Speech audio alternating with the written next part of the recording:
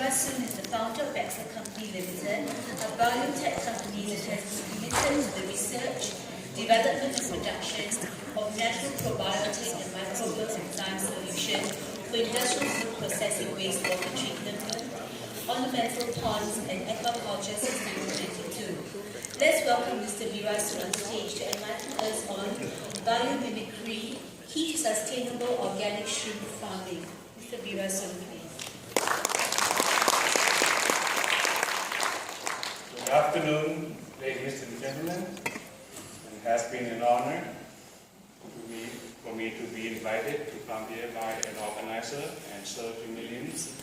And all my work has been inspired by Dr. Yorams, and he's really inspired me to do more practical field on sites.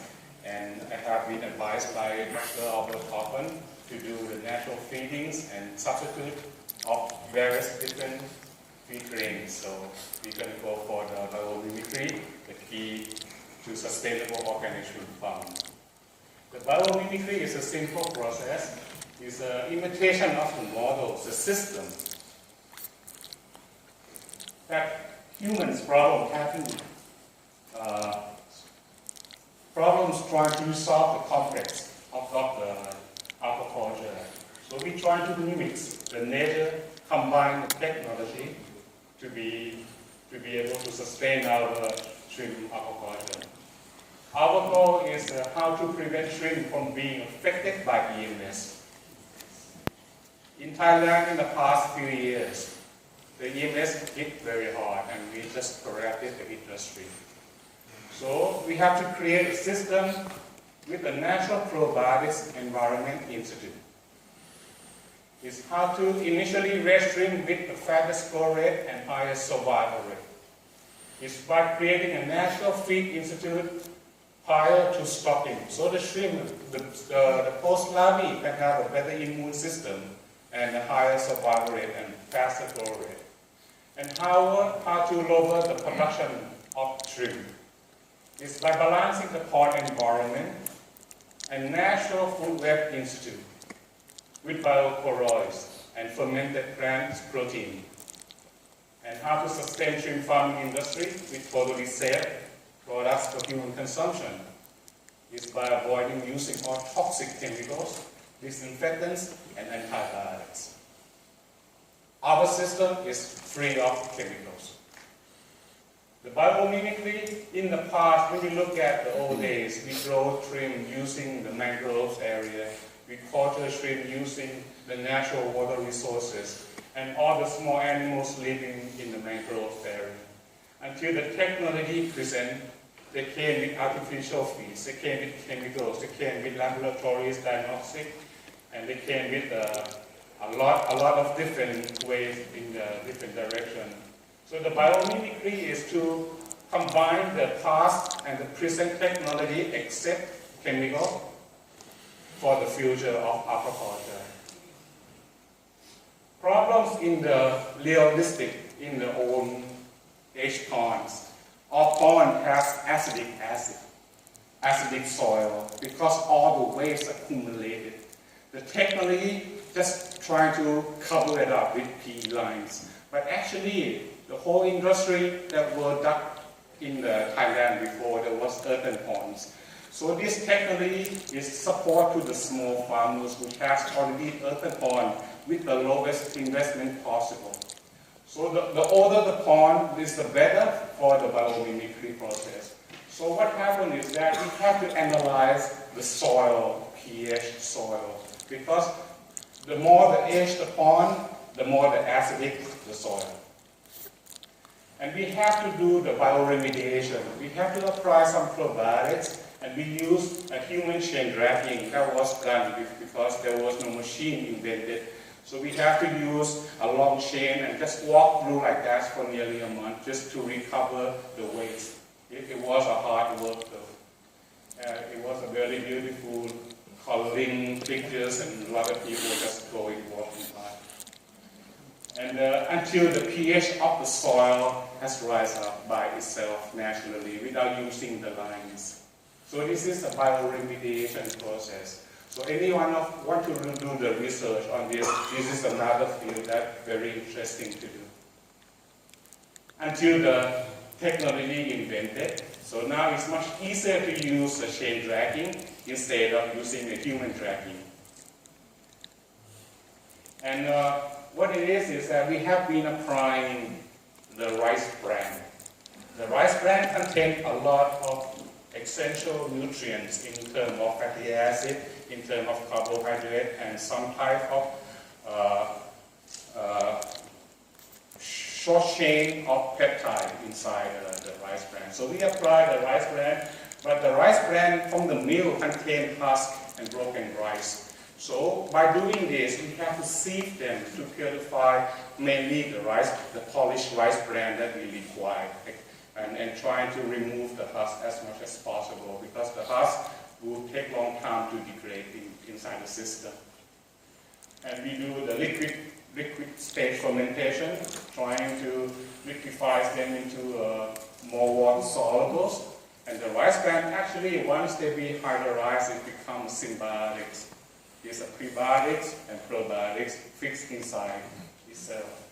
And we also try using the wheat starch, corn starch, tapioca starch, but those are food grades. So we rather use something from byproducts from other mills than using the human food to make coffee pots. So it's a different process. But we can, if some country doesn't have a rice bran, wheat starch is good.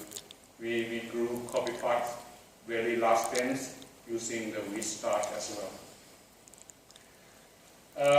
Previously, we have to do the liquid fermentation, and then we have to go through the filter screen so the rice bran doesn't precipitate on the bottom, creating the black biofilms, and that way it will be safe for your shrimp.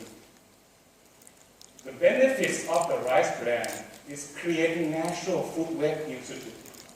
It provides a very large surface area. 1 kilo of rice bran, wheat bran, is like a football field surface. So which means you have the microbial population throughout the system, balancing the whole system, take away the nutrients from the plankton. So you have a wide balancing system using the natural way without using any chemical, adjusting the pH, dumping your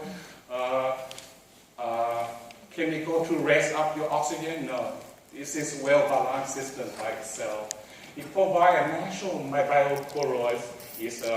The biochloroid will be fed to the microdiets. The microdiets is like a term of the bioflora. It's all small microorganisms living in the ocean. It's all microorganisms available. It prevents the booms of autotrophics. It's balanced prebiotics and probiotics inside the system. So actually the prebiotics is a good source of fibers which need to enhance better probiotic activities in aquatic animals, but not yet research for prebiotic for aquaculture. It's a competitive exclusion because you have such large surface area of probiotics available in your system. So you don't talk about reviews, you don't talk about pseudomonas, aeromonas. This one is completely prevented. This is a natural biosecurity system. Now we come to the point of doing organic shrimp farming. This is very interesting. We grow mussel. We grow mussel institute to feed our shrimp. This is one part of the project I'm doing.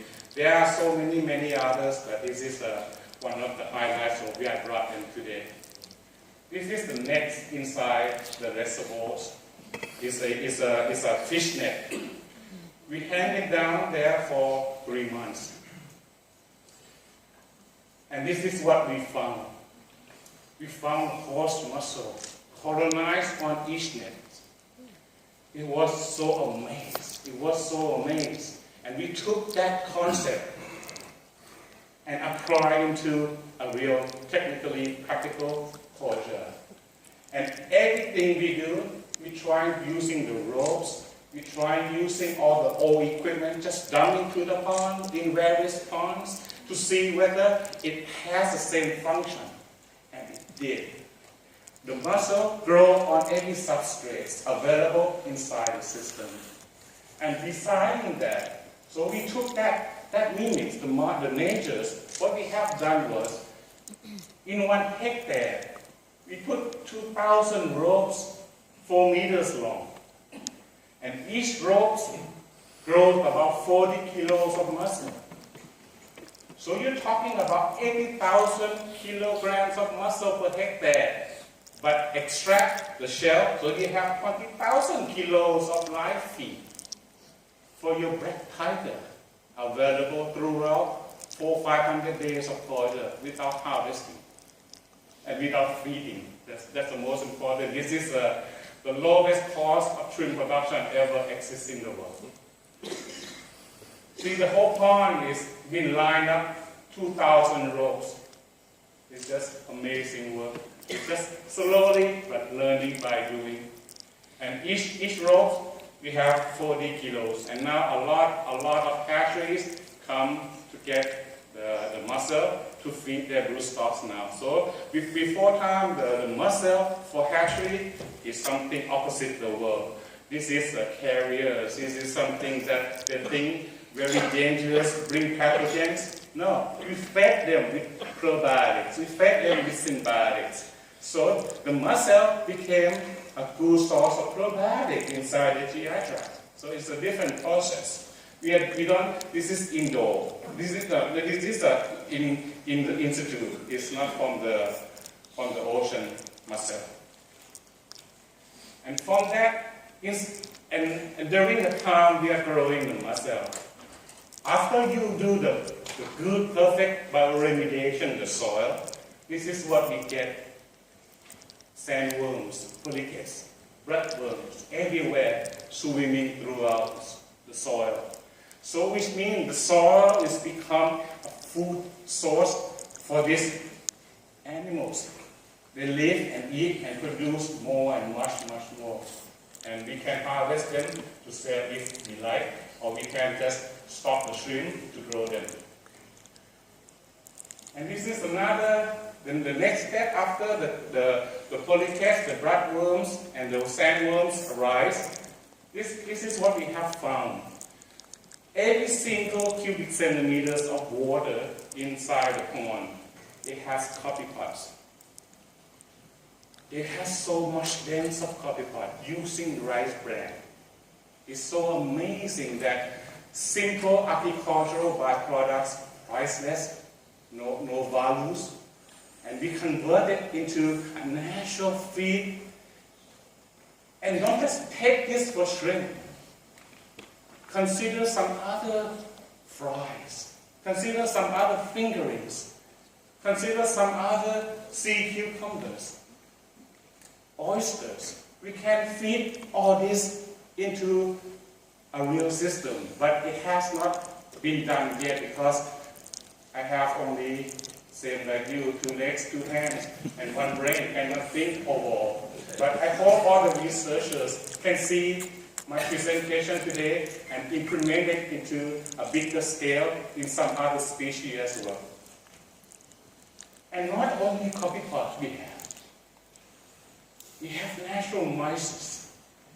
It's so much dense. We can't even harvest and mix and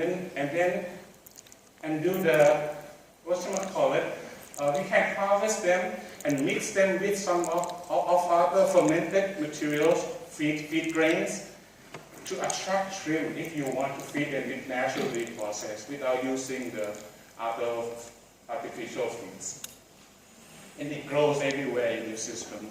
And shrimp come out, if we have the light at night, the shrimp come out and just they so enjoy eating natural feed.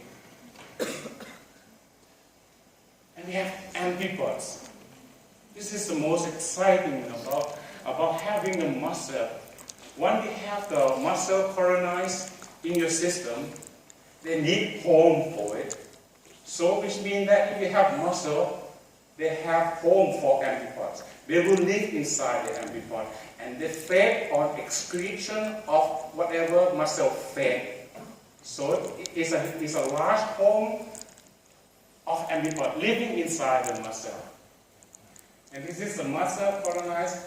1 row This is good taste too. It's not only just natural feed for shrimp. We can sell this one 400 baht each roll. And people buy just for cooking in the restaurant. This is very, very delicious. A horse mussel is not something clean to buy outside, but it is clean and very, very nutritiously, very deliciously. But look at our shrimp, so red. I think the salmon red is above 31, sure. Because they are feeding on natural feed. Look at inside it. Oh, shrimp love it. Shrimp love it. Nothing else would dare shrimp to, and they will never touch pellet again, ever. Ever. This is so amazing. It's just amazing. It just happened now, and it just continues to happen. We never harvest upon. Whatever we take out to sell to blue stock, we buy next month, put it in, and raise it, and then remove it, and then stock it again. It's continuous like cycle. So you have only one developed process of phase. Then you have a cash cow for the rest of your life. This is a gift to all of you for the small farmers. And let me go through a small videos, see how the process is done. It's a coffee box there. It's everywhere. It's so hygienic. And shrimp is just swimming, hunting for the coffee pot as natural feed. And this is the mussel. Look at this coffee, every pot, everywhere. Everywhere, empty pots. See? Empty pot, everywhere. And this is a whole, and we check out the horse mussel, and this is what we have found. It's just amazing how much empty pot living inside the horse mussel. It's just amazing. And they're just trying to take away the mussel and from each other. And we have selected which one ever grow fast. We transfer them to another grower pond, which has stocking density only 2 pieces per square meter. And we grow them for another 6 months to 8 months, and we can produce up to 12 inches long. So this is a process. It's a zero pelleted feeding. Stocking density of 20 pieces per square meter. I'm using only 1 ppm of rice bran every day, which means only 10 kilo per hectare. I'm paying 100 baht a day for feeding 20 pieces per square meter. Would that be good enough for all of us? I think so. The cost is so, but this is the future of the food. So clean, it's so healthy, it's natural, chemical free. And we do the live harvest. We sell live shrimp to big restaurants, to the hotels, and they offer us 3-4 times better price than buying using other process. This is something very different. And we do a qualitative selection. Whichever one go fast, that one we move to another extra earning. And then we raise for another 6 to 8 months. But it has never been that far yet because it's always booked. This has been booked throughout the year. 390 days, we weigh 193 grams. 0.5 grams per day. Is there any artificial man-made feed can do this? Impossible. Only natural process. And it's done by human beings. It's not done by naturally. We do it institute, and we harvest institute. What we only apply?